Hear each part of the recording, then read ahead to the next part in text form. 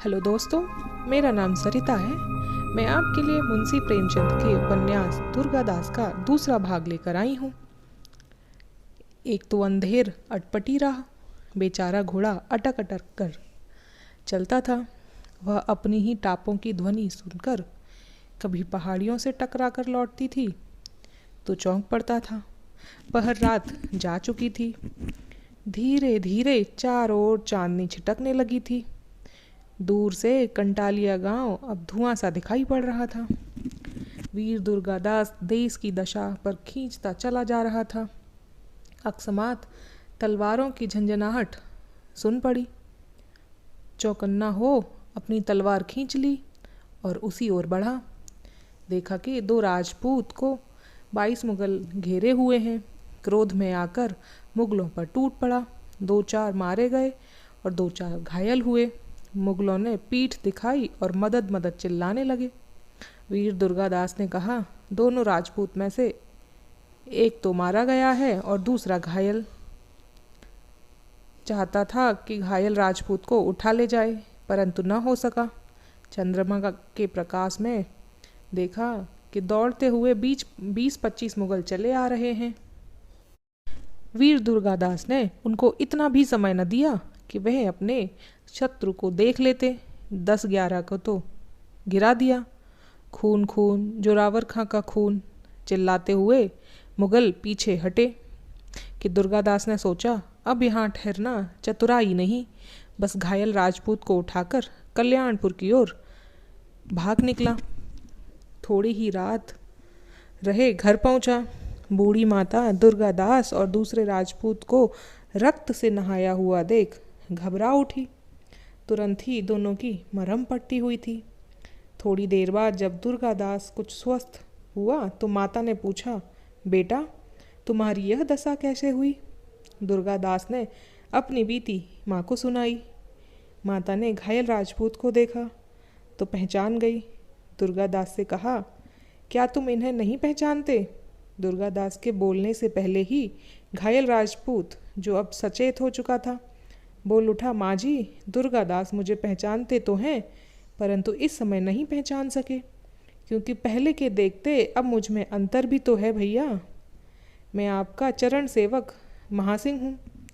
बूढ़ी माँ जी महासिंह पर हाथ फेरते हुए बोली, हाँ तू तो बहुत दुर्बल हो गया है बेटा, ऐसी क्या विपत्ति पड़ी? महासिंह अभी बोला भी न था कि घर का सेवक नाथू दौड़ता हुआ आया और बोला, महाराज भागो, हथियार बंद मुगल सिपाही चिल्लाते चले आ रहे हैं। माँ जी ने कहा, बेटा कहीं भागकर अपने प्राण बचाओ, मुगल बहुत हैं, तुम अकेले हो और महासिंह घायल है। व्यर्थ प्राण देने चतुराई नहीं है। दुर्गादास बोले, माँ जी तुम सबको संकट में छोड़कर मैं अपने प्राणों की रक्षा कैसे करूं? महासिंह ने समझाया, नहीं भाई, माँ जी का कहना मानो, जिंदा रहोगे तभी तो देश का उद्धार कर सकोगे। दुर्गादास ने कहा, देखो मुगलों की तलवारों की झंझनाहट सुन पड़ती है। वह अब आ पहुँचे हैं। भागने का समय कहाँ रहा? अब जाएं भी तो कहाँ जाएं? नाथू बोला, महाराज आप लोग पीछे वाले अंधो कुएं में उतर जाओ। माता का हठ पूरा करने के लिए दुर्गादास छिपने को चला, परंतु कुएं में पहले महासिंह को उतारा क्योंकि वह घायल था। फिर सोनिंग जी की सौंपी हुई लोहे की संदूकची उतारी। उसके उपरांत तेजकरण और जसकरण को उतारा। इतने में मुसलमानों ने किवाड़ तोड़ डाले। दुर्गादास कुएं में न उतर सका। एक छितरे बरगद के वृक्ष पर चढ़ गया। सिपाहियों ने घर का कोना कोना ढूंढा पर दुर्गादास न मिला। एक सिपाही माँ जी को सरदार मोहम्मद खां के पास पकड़ लेने चला। देखते ही मोहम्मद खां ने झपट कर कहा, खबरदार, बूढ़ी औरत को हाथ न लगाना। सिपाही अलग जा खड़ा हुआ। मोहम्मद खां आप ही माँ जी के सामने गया और बड़ी नरमी से बोला, माँ जी, दुर्गादास ने कंटालिया के सरदार शमशेर खां के भतीजे जोरावर खां को मार डाला है। बादशाह की आज्ञा ऐसे अपराध के लिए शूली है। अपराधी को ये बचाने अथवा छिपाने का भी यही दंड है। माँ जी ने कहा, सरदार, यह तू किससे कह रहा है? मैं दुर्गादास की माँ हूँ। क्या माँ अपने बेटे को अपने हाथों सूली चढ़ा देगी? भला मैं बता सकती हूँ कि दुर्गादास कहाँ है? यदि प्राण का बदला प्राण लेना ही न्याय है तो दुर्गादास अपराधी नहीं। उसने तो जोरावर खां को एक राजपूत के मार डालने के बदले में मारा है। मोहम्मद खां ने कहा, माँ जी, मुझे यह मालूम न था कि जोरावर खां ने किसी के बदले में मारा गया। अब मैं जाता हूँ, परंतु दुर्गादास को सूर्य निकलने से पहले ही किसी अनजाने स्थान पर भेज देना, नहीं तो दूसरे सरदार के आने पर बना बनाया काम बिगड़ जाएगा। यह कहता हुआ शरीफ मोहम्मद खां बाहर निकला और अपने सिपाहियों को किसी दूसरे गांव में दुर्गादास की खोज करने के लिए आज्ञा दे दी। संकट में कभी कभी हमें उस तरफ से मदद मिलती है जिधर हमारा ध्यान भी नहीं होता। मुगलों के चले जाने के बाद दुर्गादास वृक्ष से उतरकर माँ जी के पास आया। माँ जी ने मोहम्मद खां के बर्ताव की बड़ी सराहना की और दुर्गादास को सूर्योदय से पहले ही घर से निकल जाने को कहा। दुर्गादास राजी हो गया, परंतु जसकरण और तेजकरण को माता की रक्षा के लिए छोड़ जाना चाहा। माँ जी ने कहा, ना बेटा, मेरे काम के लिए नाथू बहुत है। तू जसकरण और तेजकरण को अपने साथ ले जा, न जाने कब कौन काम पड़े। एक से दो अच्छे हैं। दुर्गादास सवेरे होते माँ जी को प्रणाम कर अपने भाई और बेटों के साथ लेकर घर से निकला। चलते समय नाथू को बुलाकर कहा, देख, माँ जी के कुशल समाचार हमको प्रतिदिन पहुँचाया करना और मुगलों से सदा सावधान रहना। महासिंह यदि जीवित हो तो आज ही जैसे बने वैसे माणो पहुँचा देना, यदि मर गया हो तो दाह क्रिया कर देना। और सुन, उस लोहे की संदूकची को अपने प्राणों से के समान समझना, परंतु खोलकर यह न देखना कि उसमें क्या है। इस प्रकार नाथू को समझा बुझाकर सूर्योदय के पहले ही अरावली की पहाड़ियों में पहुंच गया। माँ जी द्वार पर बड़ी देर तक खड़ी रहीं। जब दोनों बेटों और पोता आँख से ओझल हो गए तो घर लौट आईं और ईश्वर से प्रार्थना करने लगीं, हमारे बेटों को कुशल से रखना। नाथू, जो अभी बाहर ही था, दौड़ता हुआ आया, बोला, माँ जी, सामने से कुछ घुड़सवार चले आ रहे हैं। नाथू और कुछ न कह सका कि 150-200 मुसलमान सिपाही घर में घुस आए और माँ जी को पकड़ लिया। नाथू घबरा उठा, अपने लिए नहीं, बूढ़ी माँ जी के लिए। वह यह नहीं देख सकता था कि एक छतरनी मुगल सिपाहियों के बीच अघाड़ी खड़ी हूँ, परंतु क्या करे, 4 सिपाहियों ने पहले नाथू को ही पकड़ा। सरदार ने पूछा, डोकरी, बता, तेरा खूनी लड़का दुर्गादास कहाँ है?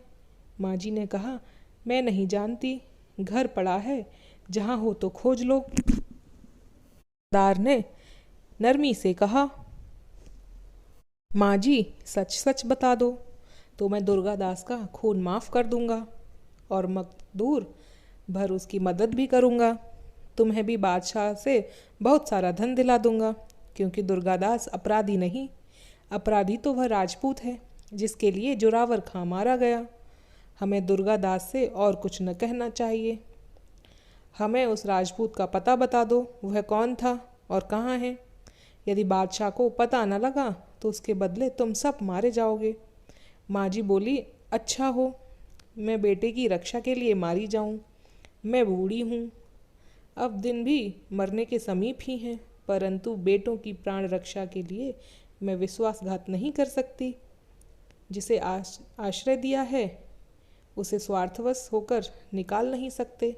यह सुनकर शमशेर खां जल उठा और तलवार खींचकर माँ जी की ओर दौड़ा।